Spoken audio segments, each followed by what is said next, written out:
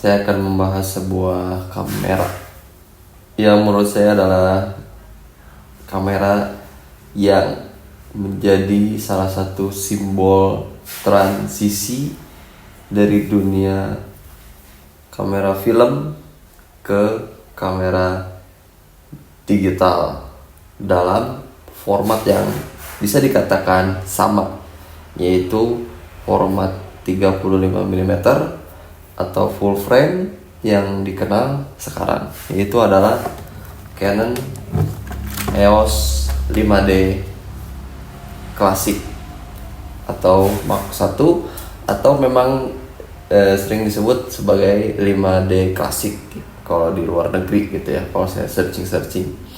Jadi kamera ini adalah salah satu kamera paling sederhana dari full frame-nya Canon, dan umurnya juga sudah tidak muda lagi ya. Sekarang di tahun 2025 dia sudah menginjak usia 20 tahun. Iya, 20 tahun. Karena dia dirilis tahun 2005 pada saat itu pertama kali. Dan yang saya ingin bahas di sini adalah mungkin yang saya sukai dan yang saya kurang sukai. Kita bahas yang saya sukai dulu ya. Yang pertama adalah dia sudah full frame dan harganya bisa dibilang sangat terjangkau. Kualitasnya boleh diadu dengan kamera-kamera sekarang karena sensor full frame yang besar itu menopang dan menutupi kekurangan-kekurangannya di megapiksel yang walau hanya dia ada di 12 megapiksel saja. Tetapi dari segi hasil menurut saya untuk foto masih bisa diadu dengan kamera-kamera sekarang. Kemudian yang kedua yang saya sukai adalah karena megapikselnya yang kecil, dia akan berimbas kepada file yang kecil pula. Nah, di situ mungkin buat saya itu jadi kelebihan, di mana storage yang diperlukan tidak sebesar dengan kamera-kamera di zaman sekarang, sehingga ukuran storage hard disk gitu ya, yang untuk menyimpan data-data dari kamera itu bisa menggunakan space yang lebih sedikit gitu. Dari satu hard disk yang kapasitasnya bermacam-macam, bisa 1 tera, 500 atau berapapun itu bisa menampung hasil foto yang lebih besar dan lebih banyak. Kemudian yang ketiga adalah simple. Kamera ini adalah kamera yang simple, kamera yang apa adanya ya. Di sini bahkan di dialnya, mode dialnya cuman ada C yaitu custom, B bulb, M manual, AV itu aperture priority-nya dari Canon ya, TV shutter priority-nya dari Canon, P mode auto tapi program, kemudian yang hijau full ini adalah full auto. Jadi di sini cuma ada 1 2 3 4 5 6 7. Dan untuk menunya sendiri nanti akan saya coba kasih gambarannya gini. Menunya itu sangat simpel, dia itu bisa di scroll hanya dengan menunya itu bisa di scroll dengan sekali putaran gitu. Dan ya cuma segitu doang gitu. Dan karena itu simple, jadi menurut saya tidak banyak hal yang perlu diatur daripada kamera ini. Settingannya itu tidak banyak. Dan yang keempat nih, warnanya itu khas transisi ya, dari karena mungkin masih dilahirkan di era transisi antara film ke digital. Pada saat itu digital mulai berkembang di tahun 2025 ya, sudah mulai banyak kamera-kamera digital. Di sini warna yang dihasilkan itu masih memiliki karakter-karakter dari kamera-kamera lawas, kamera-kamera film, sehingga ada vintage look, mungkin retro look, yang di situ saya sangat suka, hasilnya sangat suka.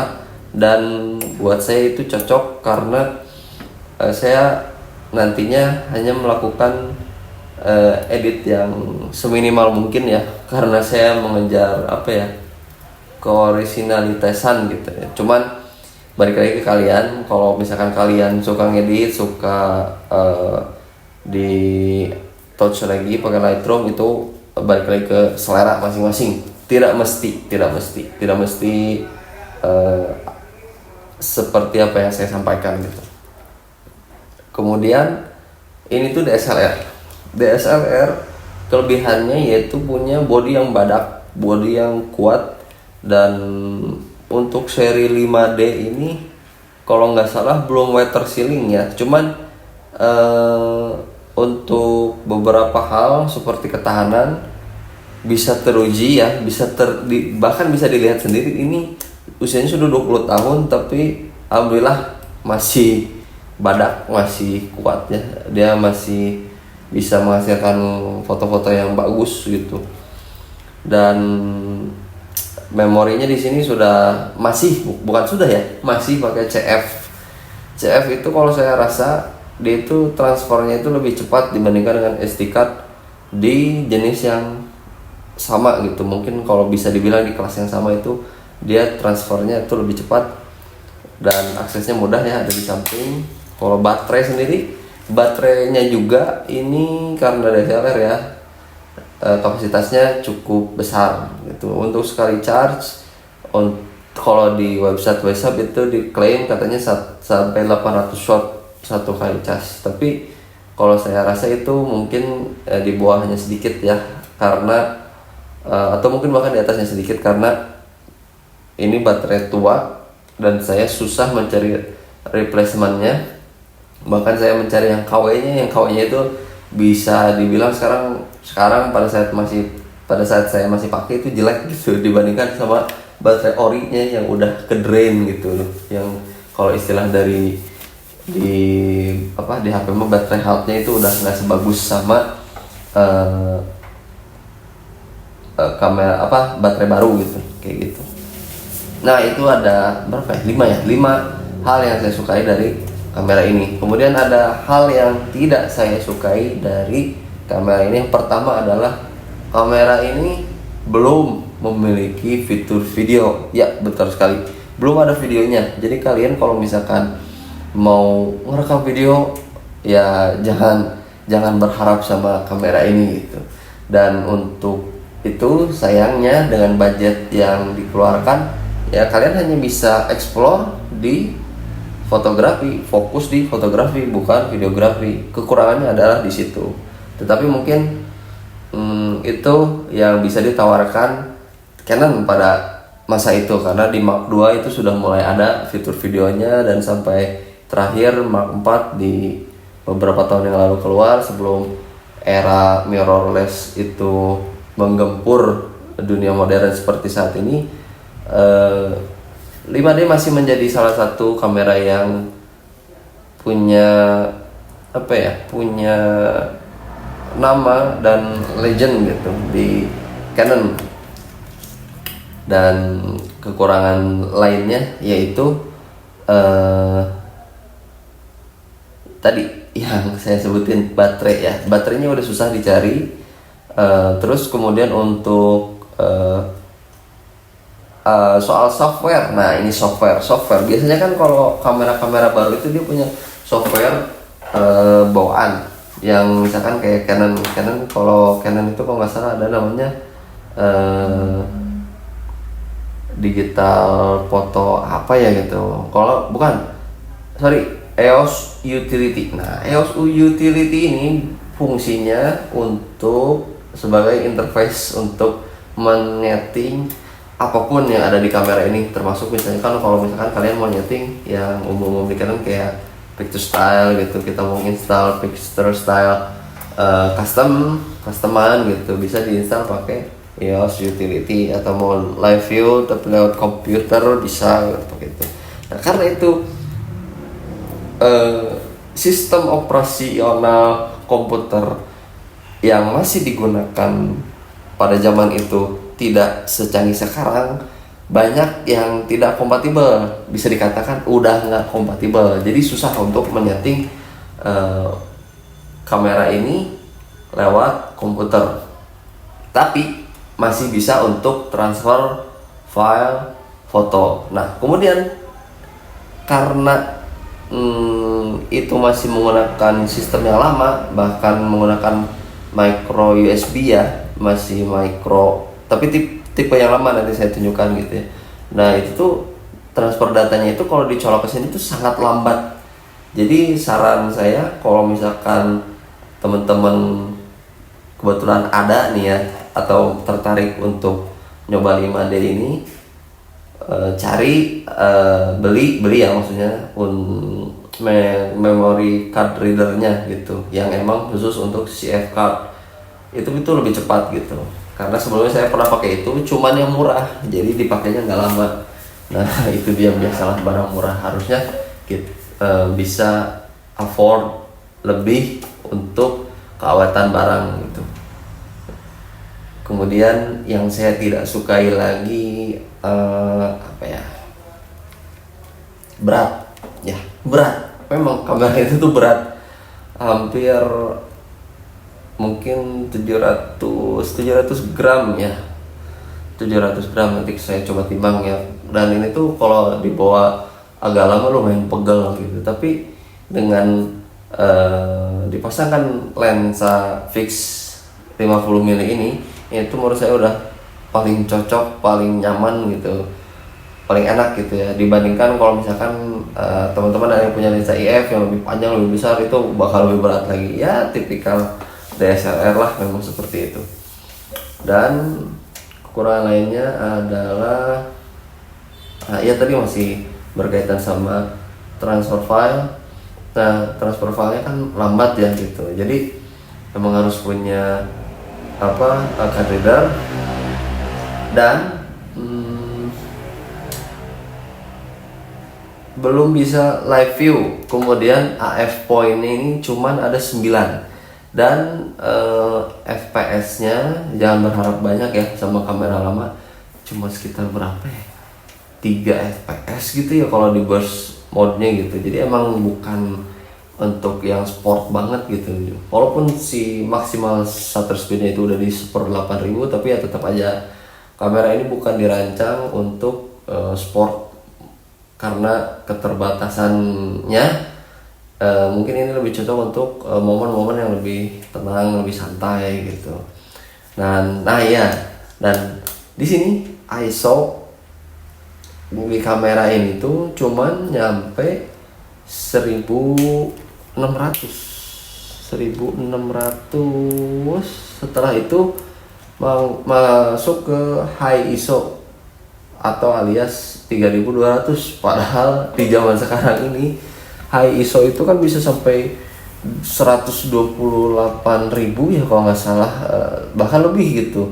Dan noise yang dihasilkannya juga minim, karena untuk zaman sekarang kan teknologi prosesornya sudah berbeda ya, otak dari si kamera. Sedangkan kamera ini itu otaknya itu masih lawas masih terbatas di pada zamannya gitu, seperti itu ya.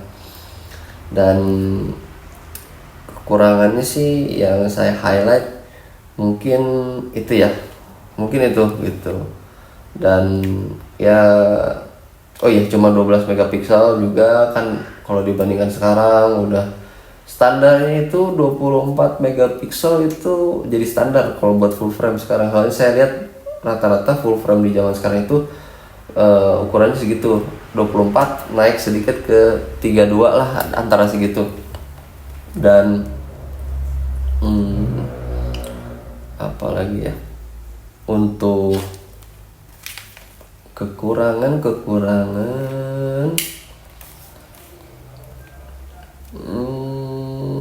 barangkali itu ya yang saya rasain, yang saya ingat dulu gitu. Nah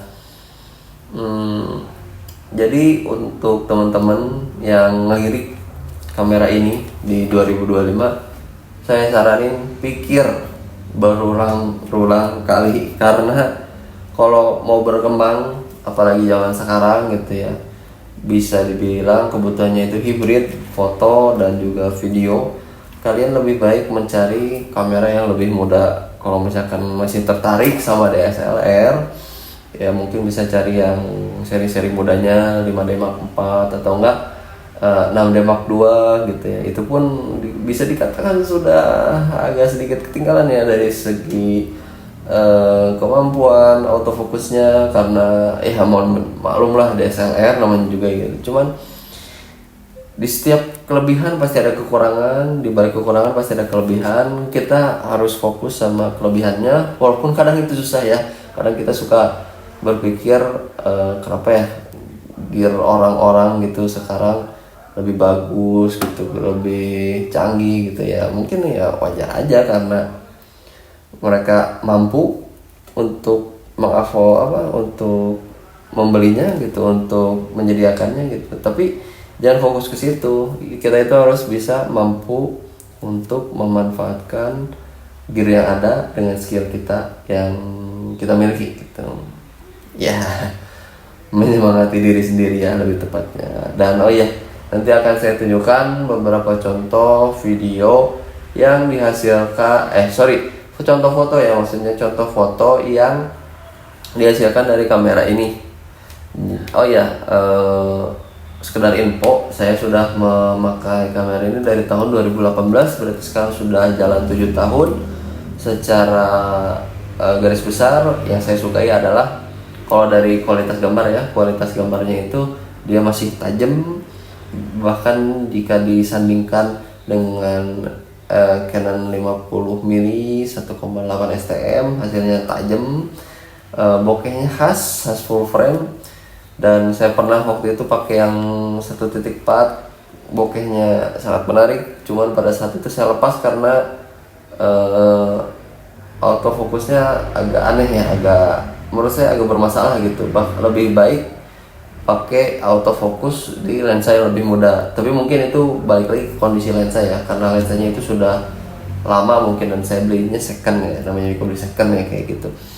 Cuman emang hasil nggak bisa bohong ya, kalau lensa lebih mahal hasilnya itu lebih ciamik, lebih menarik lah, lebih cakep gitu. Cuman pengoperasiannya di low light, kamera ini lemah di low light, jadi AF-nya itu kadang-kadang suka miss kalau di low light. Jadi lebih baik pakainya itu di tempat-tempat terang, di siang hari ya, ataupun tempat-tempat yang emang lampunya lebih banyak, lebih terang, itu lebih better menurut saya, seperti itu ya. Sekian impresi saya mengenai Canon 5D klasik yang ada kelebihan dan kekurangannya menurut saya sudah disampaikan barusan. Mohon maaf jika ada kesalahan dalam kata dan juga penyampaian. Terima kasih telah menonton. Wassalamualaikum warahmatullahi wabarakatuh.